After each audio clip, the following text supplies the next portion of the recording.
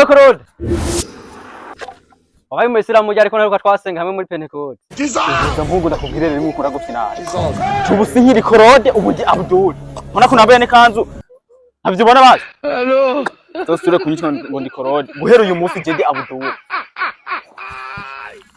usanga bagoye nyama kwirayo ucurahemukira idini none burya we uraza gashiro k'inyama inyama ikiro k'inyama ni 30 ukacemuka nkuko kwe rakashaka ko fyata nkuko ndi muhungu ubu yakorare warayivuyemo ikorare shareka mbi korare izo mikiro k'inyama itamu ngo burya ibintu biragora arareka none rero hariya anyi kuri uriya mugabo bitwa Asmani ibazura muzi ndamuzi ujya mugabo arafise gakombe abagaye epfo guca ucenga ujya nyene wacintuwe ujya Asmani afise gakombe kaho nyina gakobwa kiwe twigana ku ishuri kitwa Najuma rero naragakunze ndi wa muhungu we ubu nyene agenda tiratira urabona kana gakobwa katankwira nyene nakwiye kugira ante imwe ubwo nyambika kanyambika muge biranga atuzi ko yari warinje biragoye umuhungu bagira bagucoza ishatu urahemuka nawe shishamwe n'ubugome kabisa gusa urabona je ntaco ndi yarandi kanzo ntinagukwiye ngo rero ikintu kimwe rero mutama kugira ndagufite kimwe ifashe ujane kwa Sumani kurya mu buraza aragoye anza gufatira ku mukobwa we wenyene gusa turi babibumva twashimutira n'ubwoba kameme donc siri yayi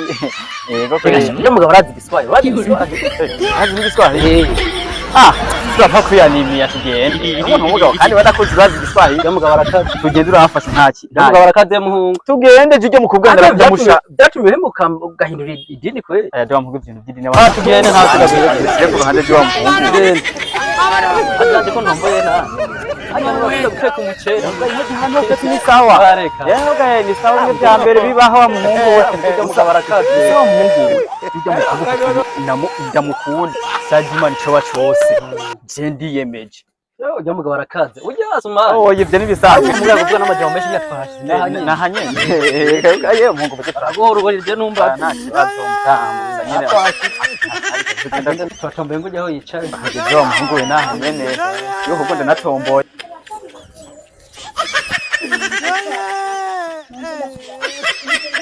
agatebe gaha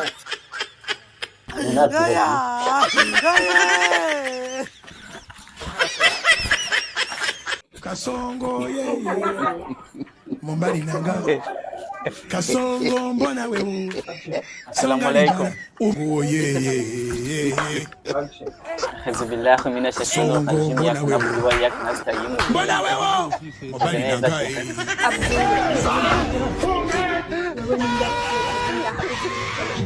Jewe umviriza je byanje munyero no musi ndavuga ati je n'ukuri Najuma ngeze kumuraba aho wiriwe neza Mushaka basi kukwanyishe ne nagukumbuye Najuma kubera ikimeze uko ubona ko naje gukora uno munsi kandi iwana ubona ko naberewe ubona nkaberewe she ari bobo waje pa bidira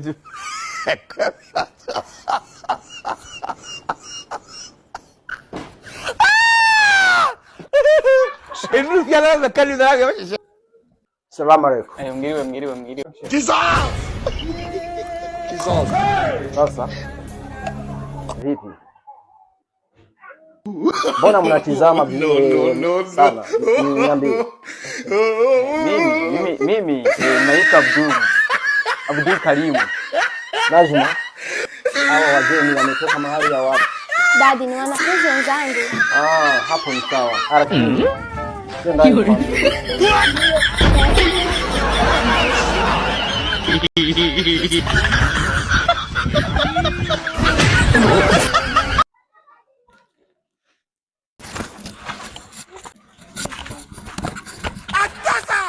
Umviriza kubwira wagifungu nitwa Abdul ndasubiyemo Abdul vuga Abdul ugasubira nkumva usubire kuvuga ibintu kwanza umveke ndije nzadivuga kwavuze n'igiswahili cyakunaniye oya wevye bireke je bindekere ndavyikora nitwa Abdul subiramwo Abdul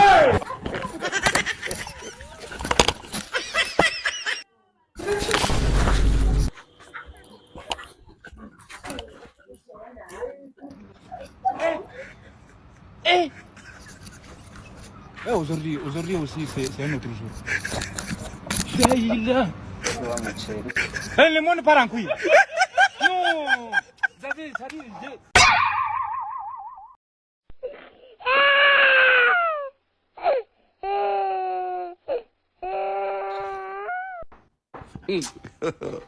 God have mercy upon us. Ukabanya majambo.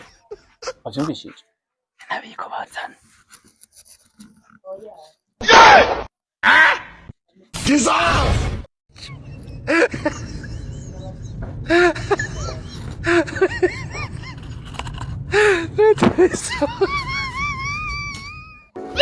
Foto.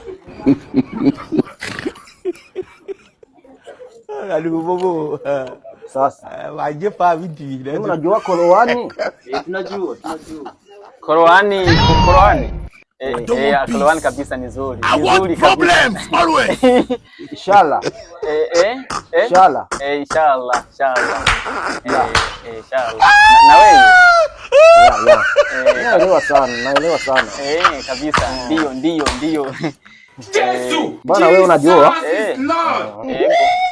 Hapo ni sawa kwa mbona unajua Korowani? Unajua sana. Niambie kidogo. Korowani. Ni nzuri. Niambie mstarini upo ndani Korowani. Niambie Mstarini namjua kabisa. Yari yaje mu minsi Kisasinzi bwana sinzi ko mwabonanye. This man.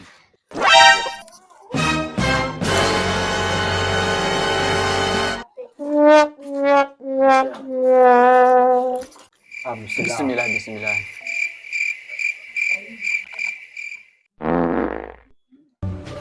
Uko kafiri.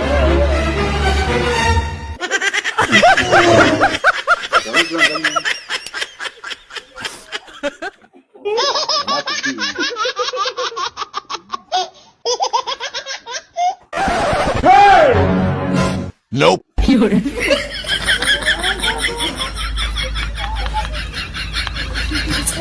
Onye wazanye ngitsina cha Yesu. Ndio cha mama yangu.